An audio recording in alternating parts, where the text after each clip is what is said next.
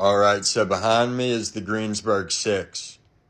They got arrested in February of 2010. Jennifer Doherty was a 30-year-old woman with a learning disability.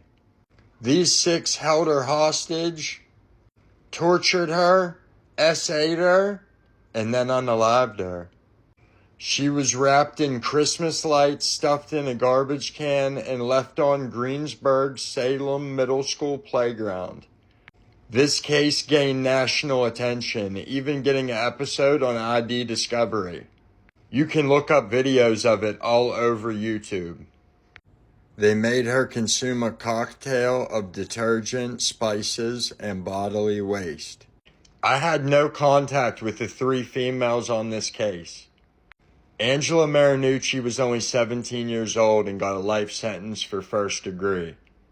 Robert Masters pled guilty to third degree and got 50 to 100 years. Amber Mettinger got third degree and got sentenced 40 to 80 years. Ricky Smurs got first degree and is sentenced to be unalived. Melvin Knight got first degree and is sentenced to be unalived. Peggy Miller got first degree and was sentenced 50 to 100 years. But Ricky Smurs was on D-Block with me in 2010 and 11. He was on PC the whole time. I remember him coming out for a day or two in between somewhere and immediately checked right back in. He was not staying out with us. That piece of shit used to bring his court paperwork to my cell when he would get his hour out and we were all locked in. And he would try to plead with me that he didn't do it and all this bullshit. And it used to drive me insane that he would come to my door because I was one of the most vocal tormenting him. So he would come try to cop a plea.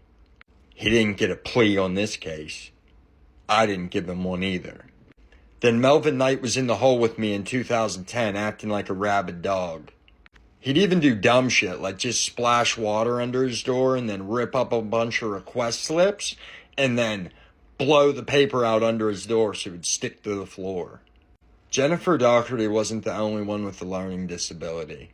This whole group had a learning disability, and that part gets left out of a lot of news stories. Like they all barely scored high enough on the IQ test. Then there's Robert Masters, and me and him went to prison together in 2014 on the same van. I tormented him the whole ride to SCI Pittsburgh. It was a Friday, so you know that means it's a fish tray. Well, it wasn't for him. We took his tray and only gave him the peas. We were sitting in R&D waiting to get our prison IDs taken. They pull you out one at a time for that. When they pulled him out to get his ID taken, he took PC right there. We never seen him again. So these six sacks of shit will never see the light of day. And they shouldn't, because what they did to this woman is unimaginable. The type of terror that this woman went through caused by these six is heartbreaking. And I hope they get treated by other convicts for the rest of their lives.